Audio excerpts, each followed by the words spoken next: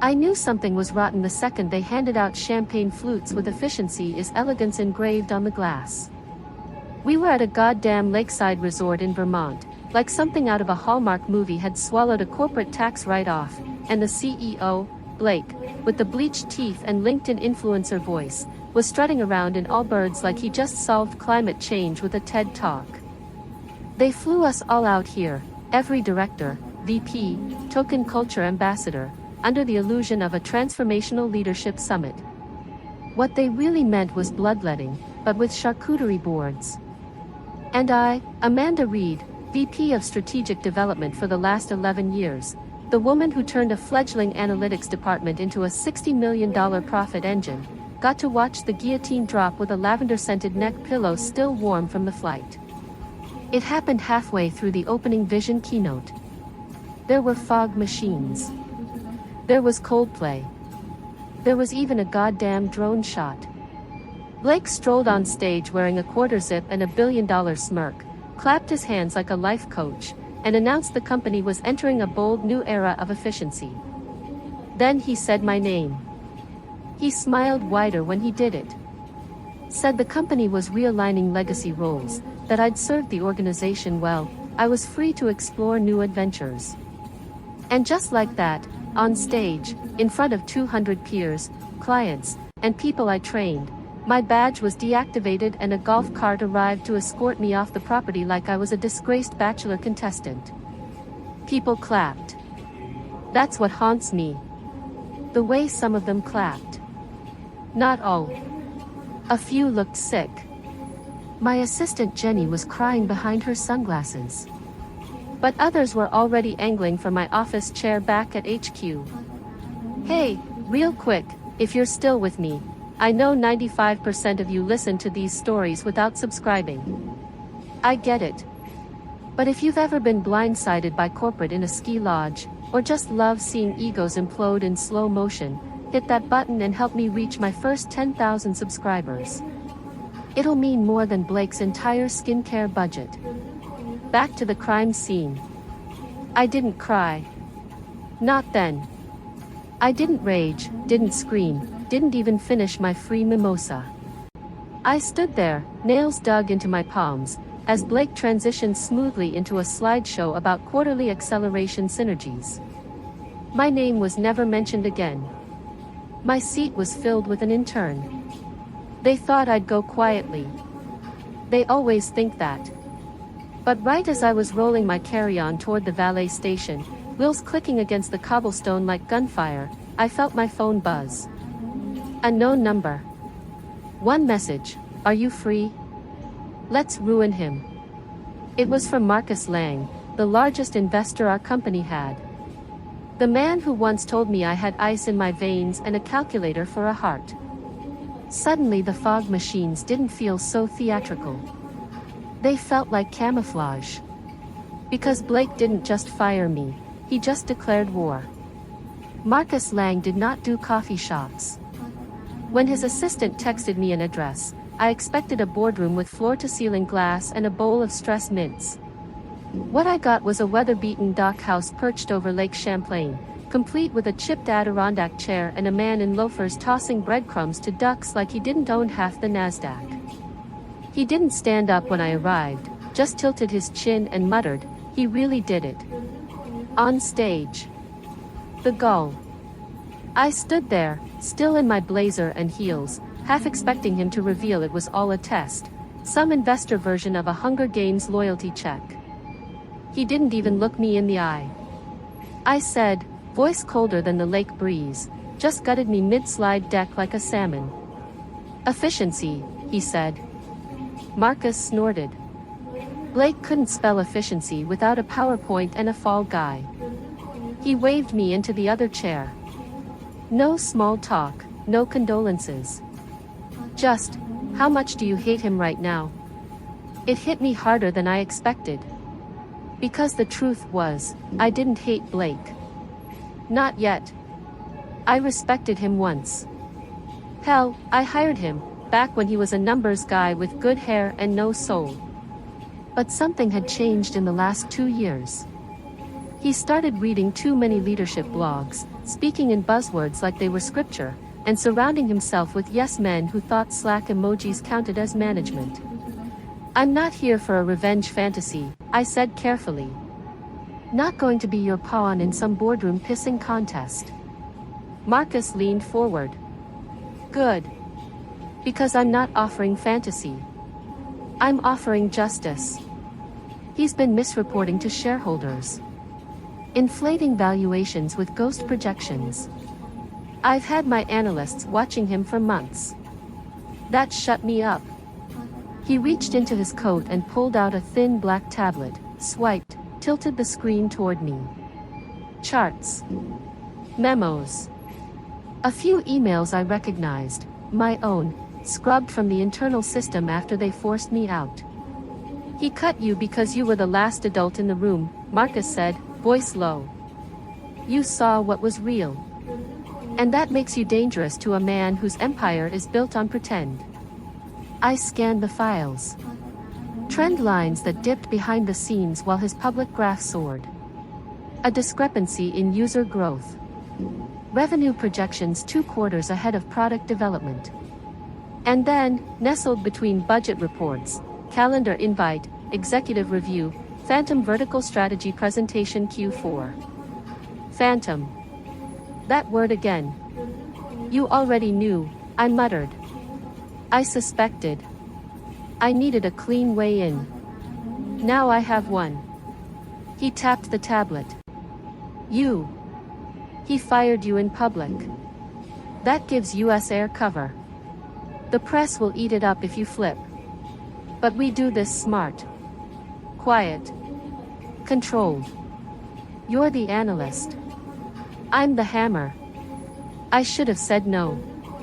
Should have walked away with my little severance packet and a therapist on speed dial. But instead I felt it. Like the pilot light of purpose catching fire again. I wasn't just disposable. I wasn't just the woman shuffled off stage to make room for digital native sycophants. I was still dangerous. And Marcus knew it. What do you want from me? I asked, my voice steady but cautious. Your memory. Your insight. Your receipts, he said. And your discretion. Building a case. Not just for the board. For the SEC. For the world, if we have to. I folded my arms, studying him. And what do I get?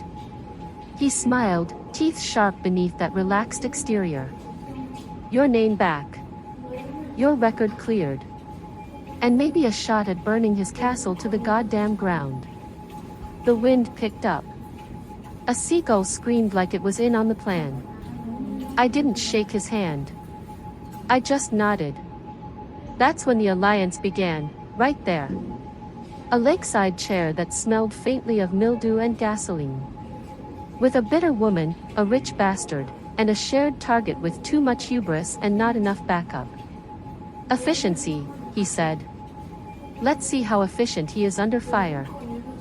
The flight home felt like an exorcism. In a middle seat. No champagne. No drone cameras.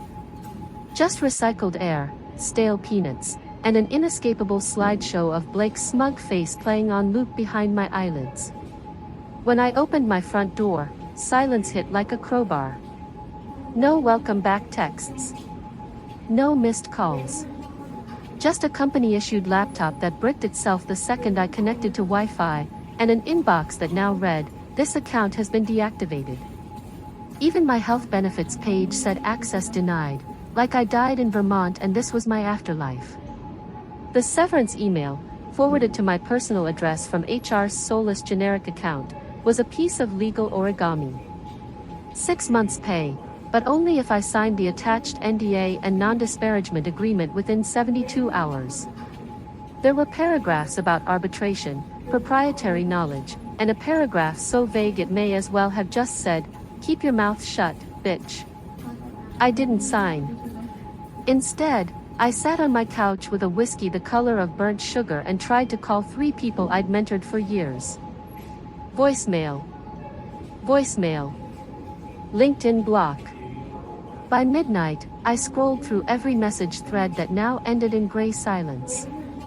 My name was radioactive. I was the woman who got dragged off stage and erased like a typo. And then, at 12:47 a.m., a signal came through the static. Jenny. My assistant. Still at the company. God bless her passive-aggressive tenacity. Her message was simple. I know you're not done. I'm still in. You signal. Delete this. I laughed. Actually laughed. Turned into a dry sob somewhere in my throat. Jenny, with her color-coded Trello boards and her secret stash of Merlot in her desk drawer, had more backbone than half the C-suite. That morning we met for coffee in a strip mall 2 towns over. She wore sunglasses and sat facing the door like she was expecting a corporate SWAT team. He's already started memory holing you, she said, sipping chamomile like it was moonshine. Your name's off internal wikis. Projects are being reassigned to that Harvard intern. And someone accidentally deleted your archived reports folder. I stared at her. They're rewriting history. They always do, she said. But I backed up your milestone reviews last quarter. Something felt off. She slid me a flash drive under the table like it was a bag of coke. I took it without ceremony. That night I plugged it into my backup laptop, an old Dell that wheezed like a smoker in winter, and started digging. The deeper I went, the more the numbers stopped making sense. Revenue milestone was hit, but the data showed it was inflated by bundling 2 unrelated products. Milestone B, a partnership that never actually signed, just verbal intent dressed up for the shareholders. Q3 projections were adjusted after the board meeting to fit Blake's narrative. And it wasn't a one-off. It was patterned. 6 quarters of doctored KPIs, user metrics, and estimated growth columns that someone with my initials had supposedly approved. I didn't remember signing off on half of it. Because I hadn't. Blake had used my credibility like camouflage, slapped my name on reports after I'd gone home for the night, rolled my reputation around in falsified progress like a pig in perfume. I stared at the screen while crawling up my throat. Rage didn't even cover it. This wasn't just sabotage. This was identity theft in Excel form. At 3:26 a.m. I called Marcus. He answered after 1 ring. I'm in, I said. And he's dumber than I thought. Good, he replied. Then it's time to start collecting kindling. I looked at Jenny's flash drive still glowing in the port. Burn it down. Hell, I was ready to salt the earth. It started with a spreadsheet titled Departures 2023, a digital graveyard I'd quietly compiled over the years. Every exit I didn't believe. Every sudden resignation, that fire of pressure behind a door with frosted glass. Some names were old colleagues. Some were kids fresh out of grad school who'd asked the wrong question in the wrong meeting. One had been my friend. Most were whispers that had gone silent too soon. I started calling them. Not texting. Not emailing. I called. Old school. Like back when this company still cared about ethics and exit interviews weren't just legal chloroform. First up, Rita Mendoza, former product lead, let go after failing to adapt to the agile vision. She laughed so hard when I called she choked on her wine. Let me guess, she said. Blake finally pushed you out because your PowerPoints had too many facts. Then came Evan Cho, analytics team, vanished after a mysterious internal audit. Made me fudge the forecast, Evan said when I hesitated. HR suddenly found inconsistencies in my code access. Next thing I knew, I was walked out without my houseplant. One by one, they talked.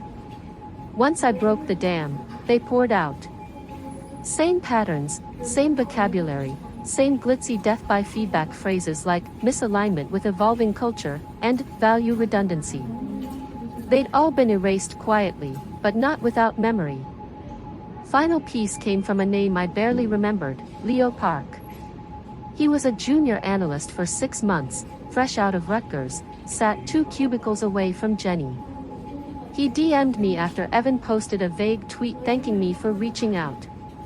After all these years, Leo said, I kept a backup of the Q4 pitch deck they gave to shareholders last year. Something felt off back then. He wasn't kidding. Slide was titled, Q4 Growth Pipeline, Emerging Revenue Streams. 3 product lines were listed. 2 were real. The third, Novoor. A name I'd never seen on a dev ticket. No engineers assigned. No roadmap. No customer success onboarding. It didn't exist. A ghost product. A phantom line. Blake had used it to juice the projection curve. Probably claimed it was in stealth mode.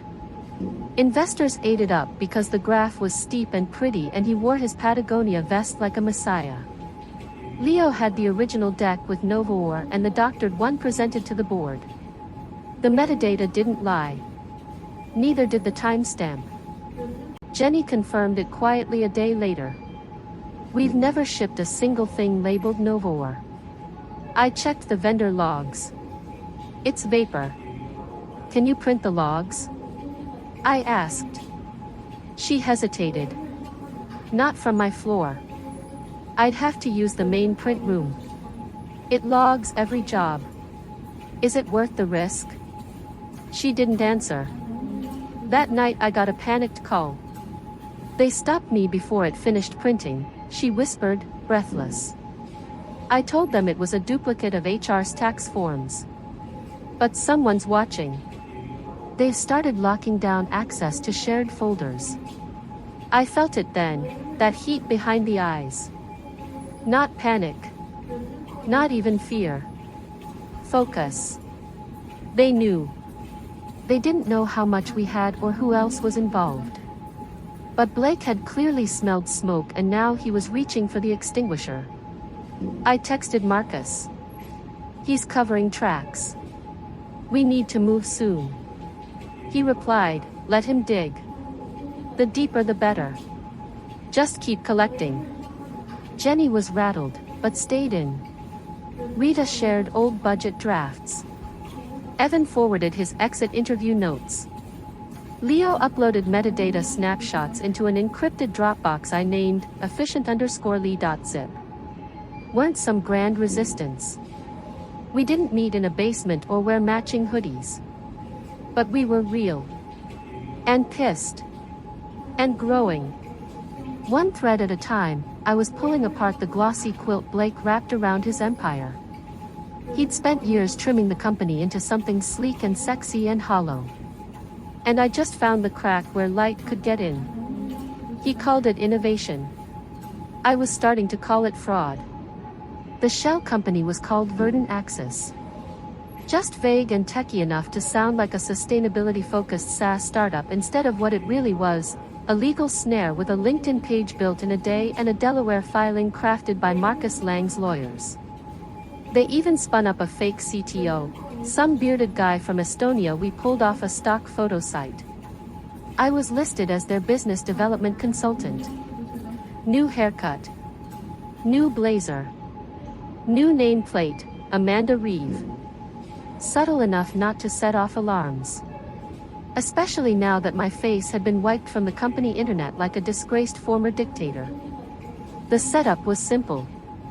Verdant Axis was looking to invest in data-integrated analytics platforms. Blake, ever the peacock, couldn't resist a sniff of outside validation, especially not one that could boost his valuation before the acquisition rumors grew teeth. The meeting was set for a Tuesday afternoon. Private Zoom link. No recording allowed. On their end, of course. Ours? Let's just say Marcus had hired a compliance expert with the morals of a raccoon and the software of the NSA. I logged in from a co-working space in Tribeca with a fake plant behind me and a ring light I'd borrowed from Jenny's cousin.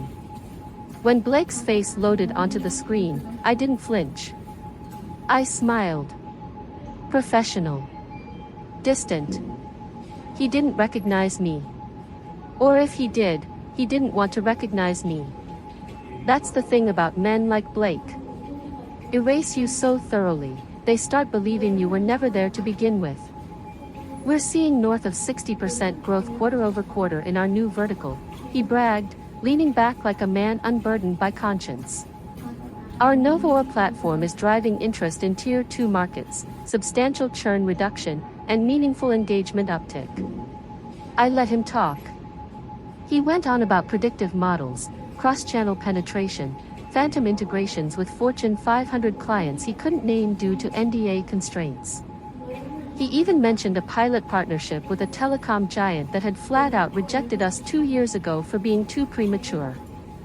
It was delusion at a TED level. I asked questions, just enough to keep the performance going. How soon would Verdant Access be able to leverage Novoa's data pipelines? I asked. He smirked. We're pre-integration ready. APIs are active. The market validation is already behind us. Translation, it's vaporware with a splash of SaaS. And every word of it was being recorded. Video. Audio. Screen share logs. Clean. Clear. Admissible. It was the first time in weeks I felt nothing. Not grief. Not anger. Just function. My heart didn't race. My palms didn't sweat. This wasn't personal anymore. It was arithmetic. A fraud equation solving itself. When the call ended, he sat in silence. Then I forwarded the recording to Marcus with one word, done. 5 minutes later he called. We got him. SEC-grade evidence. If we drop this at the right moment, he doesn't just lose his job, he loses everything. Not yet. I said he's not done digging his grave, and that's when Marcus told me about the potential sale. He's courting Aurealis, he said, the European firm, the one that gutted Takeoff last year. He's promising them a high-growth pivot acquisition, wants to close the deal in under 3 weeks. 3 weeks. That's how long I had before the whole structure collapsed, before Blake passed the ticking bomb to another company, then disappeared with his golden parachute while employees got axed in the merger. I stared at my reflection in the black Zoom window, a woman reborn in war paint and polite smiles. He's selling before the truth catches up, I said. Exactly. We catch him mid-sprint. This wasn't a rescue mission anymore. It was a detonation countdown. He wanted to walk away with a fortune. I was going to make sure he crawled out with nothing. The board got the news over wine and lamb chops at a private room in Manhattan's Grammar Club, just the way Blake liked it. Big reveals with medium-rare distractions. He called it a strategic courtship, not a sale, a chance to scale vision across continents. Even toasted to legacy. The room applauded. The older members smiled through vintage Bordeaux, clinking glasses while Blake painted a picture of global expansion, partnerships, IPO rumors. Not a single word about Novoa. Not a breath about falsified Q4 metrics or doctored churn projections, just a perfectly waxed pitch and the soft jazz of shareholder complacency playing behind it. But one of them saw the static beneath the gloss. Elaine Rothsky, board member since the early days, the kind of woman who wore gray like armor and knew how to kill a deal with a sentence, called me the next day. I hadn't heard her voice in 2 years. We met in a park, neutral territory. She wore no makeup and smelled faintly of judgment. You're behind the leaks, she said without ceremony. The journalist, the whispers, that nonsense on Blind. It's you. I didn't answer. You were the best strategist we had, Amanda. Sharp. Ethical, until you weren't. She looked at me like I was a kid who'd vandalized her own science fair project.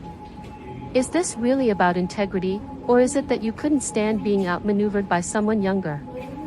That one cut deeper than it should have. I'd rehearsed for skepticism. I wasn't ready for disappointment. What if both are true? I said. What if I am furious and he's also lying to your face? Elaine's silence said more than her words ever could. She turned to leave, but paused. If this burns, it takes the whole company with it, hundreds of jobs. Legacies. You willing to wear that? I didn't respond. I just sat there, letting her walk away with her gray coat and her subtle threat. That night, I stared at the files on my laptop like they were loaded weapons, reports, audio, Slack logs, time-stamped backups from Jenny, even screenshots of code commits tied to features that never existed. Was I really trying to save the company, or just avenge my pride? The doubt coiled up in my throat like smoke. I called Jenny. She answered on the first ring, voice low and brittle. They've started shredding paper on the 4th floor, she said. And IT just flagged my badge for audit. I stayed silent. After a beat, she said, "You okay?" "No," I said. Elaine found me. Accused me of revenge. She's not wrong. Jenny sighed. You didn't start this. You're just finishing it. I closed my eyes. You were the one person who actually built this place, she added. And he's about to sell it to vultures who will strip it for parts. She was right. I wasn't here to save the company anymore. That ship had a hole in the hull the size of Blake's ego. But I could stop him from selling the wreckage as a cruise ship. I typed the final line into a burner email and attached the package. To investigations@sec.gov. Subject: Material misrepresentation of financials. Internal evidence enclosed. I hovered over send. Then I clicked. If the building was going to burn, fine. But Blake would be the one locked inside. The email to the SEC was just the first match. The real fire started with the journalist, Nina Blakefield, senior investigations editor at the Atlantic Ledger. Known for two things: a racket of pissed-off insiders and a talent for turning whispers into headlines that made CEOs eat their Patagonia joggers. I sent the package through a secure Proton drop, burner account, anonymized metadata, redacted names, and one very real trail of cooked books and vaporware slides. It took her 24 hours. By dawn the next morning, the headline hit like a pipe bomb: Ghost Metrics and Phantom Products, Inside the Empire of Lies at Blake Corp. Within minutes, the article was everywhere: LinkedIn, Slack channels, Reddit subs with names like r/TextLeases and r/Wall Street. It was like watching a body on fire stumble through a fireworks factory. The story had it all: misrepresented revenue growth, doctored shareholder decks, Novoa product with zero engineering commits and $30 million in projected sales, complete with fake customer logos ripped from Google Images. She even mentioned insider sources claiming internal audits were suppressed. The company's Slack imploded. Screenshots leaked. Threads vanished mid-scroll. Calendar invites got mysteriously cancelled. Someone took a photo of Blake's face during the morning stand-up: dead eyes, clenched jaw, collar askew like a televangelist caught with a minibar hooker. I watched it all from my living room in a pair of sweatpants, with grim satisfaction and a thermos of coffee that tasted like vindication. Then came the retaliation. By noon, a story appeared on a lesser-known business blog known for laundering narratives on behalf of PR firms.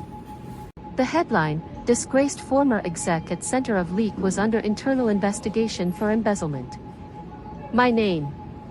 My face. Blurry photo from a 2018 company picnic. Claims I diverted funds from a wellness budget to pay for private consulting and luxury travel. Quotes from an unnamed insider calling me manipulative and vindictive. It was all, of course, fiction. The only thing I ever misused was a company Amex to buy Jenny a standing desk when her sciatica flared. But it didn't matter. By dinner time, my name was trending in the wrong circles. A swarm of LinkedIn lurkers reappeared to just ask questions. My inbox filled with clickbait interview requests. A reporter from some startup bro podcast asked if I had any regrets about weaponizing feminism. I wanted to scream, to post the truth, to shove every line of data down the internet's throat, but my lawyer, retired DOJ, mostly wine now, occasionally law, gave me one piece of advice: don't feed the fire. Let them burn themselves out. I stayed quiet. Jenny called that night, her voice shaking. He's spinning it fast, she whispered. People are scared. Like, real scared. 2 analysts just quit mid-shift. I said nothing. She added, he's booking flights. Probably prepping to vanish if it all goes sideways. Let him run, I thought. There's nowhere high enough he won't fall from. Marcus called the next morning. We're moving, he said. I've called an emergency board meeting. The article. The leak. The SEC tip. Everything's teetering. It's time to push. He paused. You ready to walk in and finish this? I looked in the mirror. The woman staring back wasn't the one who got humiliated lakeside or sobbed into cheap whiskey on her couch. She was sharp now, hollowed out in all the right places. No more noise. No more mercy. I'm ready, I said. And I meant it. The boardroom smelled like disinfectant and panic. 12 members sat around a walnut table big enough to land a helicopter on, sipping espresso like they hadn't just woken up to a headline that made the Nasdaq twitch. Blake stood at the head of the table in a charcoal suit and that same artificial tan he probably thought made him look healthy instead of embalmed. He started with charm, always did. Let's not let some anonymous tip distract us from the real momentum here. These allegations are clearly coordinated.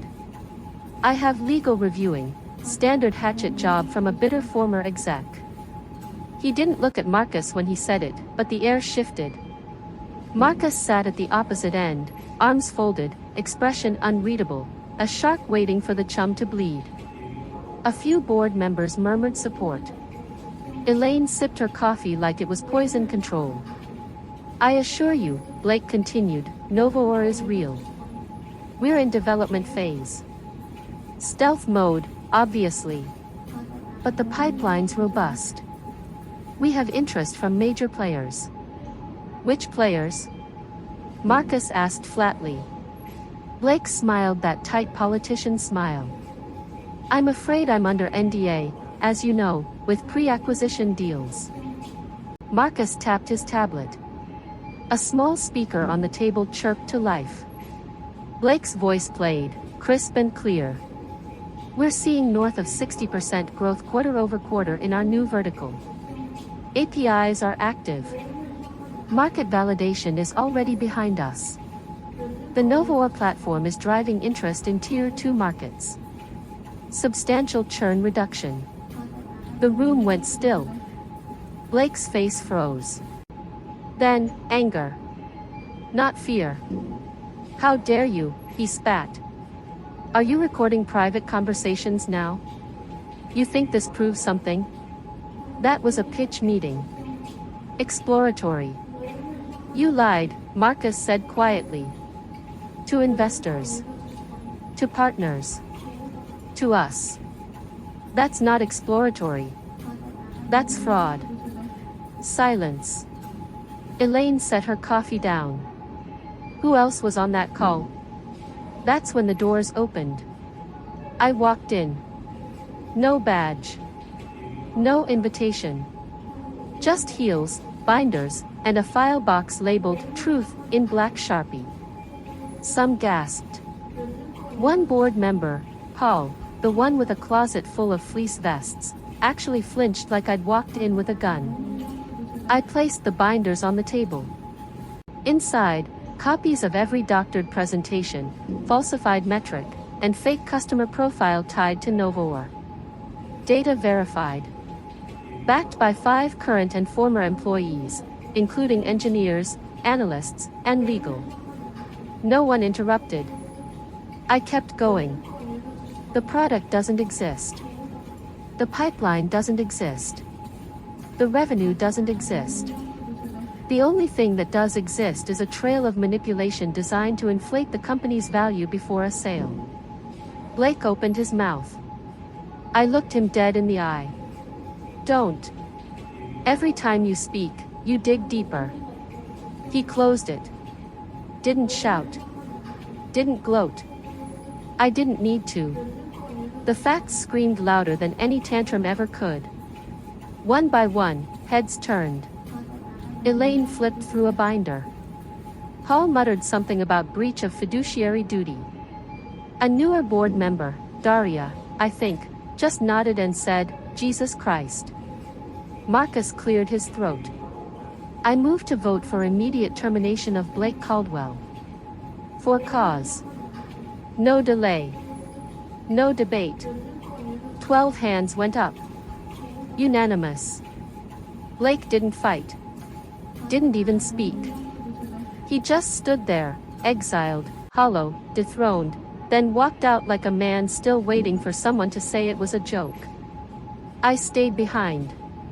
Marcus stood, opened his briefcase, and slid a single document across the table. Interim CEO. Effective immediately. Until we find a permanent replacement. I stared at the signature line, already bearing my name. I didn't smile. I just picked up the pen and signed. Not because I wanted the seat, but because I wanted the keys to the wreckage. It wasn't about rebuilding anymore. It was about rewriting the ending. Blake tried to salvage the narrative with a press conference at a boutique co-working space in Soho. Brick walls. Succulents. Artl sparkling water. The kind of place that smells like reclaimed wood and desperation. He came out in a navy suit and no tie, pretending it was casual instead of court-advised. Behind him, a projected slide read, Integrity through transition. He barely got past the first paragraph. Journalists already had the documents. The whistleblower files. The Novor metadata. The SEC acknowledgement of receipt. Nina Blakefield from the Atlantic Ledger was front row, arms folded, recorder already rolling. She didn't blink. The first question ended him. Mr. Caldwell, she asked, voice like a dagger in velvet, how do you define integrity when your last 6 earnings calls were built on a product that doesn't exist? The press conference imploded in real time. Reporters shouted. Cameras flashed. Someone laughed when he mentioned unforeseen complexities in product development. By the time he limped off stage, his PR firm had dropped him. His corporate accounts were frozen pending the internal audit. And his once viral era of efficiency speech, complete with fog machines and a Coldplay remix, was now being remixed into a TikTok meme titled Efficiency My Ass. I watched it all from the 22nd floor of a building he'd once made me fight to renovate. My office, now. Temporarily. Probably doesn't matter. I wasn't staying. I'd already started dismantling it.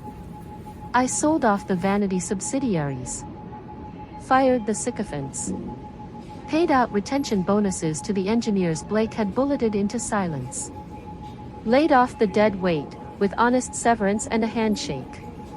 Every decision was surgical. Precise. Unemotional. I didn't give a victory speech.